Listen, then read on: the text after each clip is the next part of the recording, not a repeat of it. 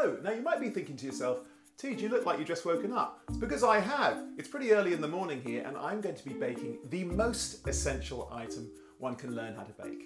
No, it's not chocolate chip cookies. It is bread.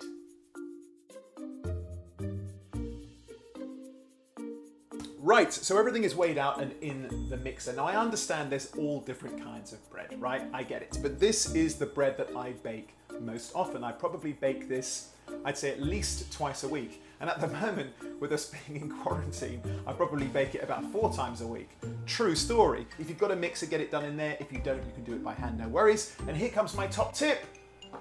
Malt. Malt. That's what I add to my bread to give it a lovely sort of warm sweetness. It really helps with the texture as well. It makes it lovely and soft and yielding, and it sort of adds to that beautiful tear. And I promise you, if you can do the same, you will definitely notice the difference. Right. I've got all my ingredients in the bowl, but I haven't added all of the water yet. Flour is famously mercurial, so if it looks like it needs more, just add it. You'll know if it's right when it comes together nicely and drags all the excess off the bowl on its own. You'll want to knead this for about 5 or 10 minutes. Once it's done, wet your hands so you can remove the dough more easily. You see how lovely and smooth and round that is? I think you know what's coming. Okay, so if you're doing this by hand, place a damp tea towel underneath to stop the board from moving around, then cover it in a little flavourless oil, then pop the dough down and knead away. Again, you want to stretch and fold without tearing it. Oh no, surely not again. Yes!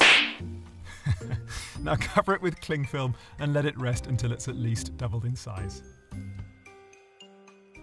Wicked, so bread is nearly risen. It's given me time to have a quick shower, getting so fresh and so clean. And now I'm going to call some of my friends, and I'm going to call one very special person whose birthday it is today. This is meant to feel natural. Anyway, mate, happy birthday, dude. Happy, healthy. Yeah. What more could you want? Exactly right. Dude. And there is the sound bite for the video. What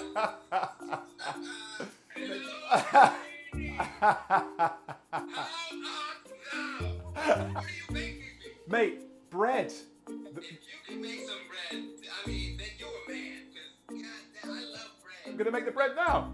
Okay. All right, brother. You already made it. I'm making it, mate. I'm making it now. All right, brother. Lots of love, mate. See you later. All right, brother. How weird is this? Look, is that a camera? What is that? Mate, usually when someone points one of these at you, you just go straight into material. Yeah, or I'm at imitation. You're loving the videos, man. All right, brother. Seriously, man. Nice to see you, mate. Lots of love, mate. See you later. Ah, wasn't that lovely?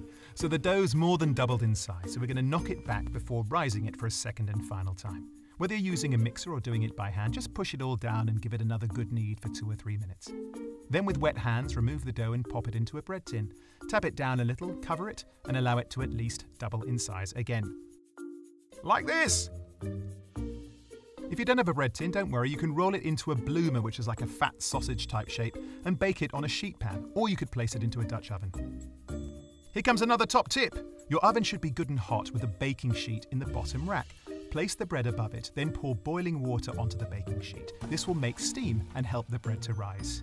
Right, so that's it. It's in the oven. Like I said, this is a really simple recipe. And I think the reason for that is because it comes from the master baker himself, the judge on Great British Bake Off, Mr. Paul Hollywood. So thank you for the fantastic recipe. Now, I know that a lot of people have been struggling to find flour. It's like gold dust at the minute.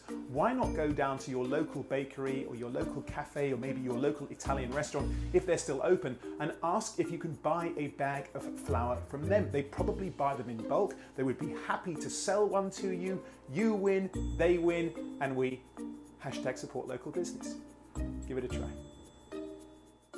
Perfectly baked, lovely and soft and yielding. Gorgeous. Right, that's it. The bread is done and it has turned out wonderfully. There she is again. Now, with most fresh bread, it is obviously best eaten on the day, but it also freezes really well. So just slice it up, pop it in a plastic bag and whack it in the freezer and it'll be good for a couple of days. Now listen, if you want me to bake something that you really love, something reminiscent of your childhood or something that makes you think of your family or friends, by all means let me know. Just post me a comment and I'll see if I can get it done. Hey, I might even FaceTime you during the bake. I'll see you next time.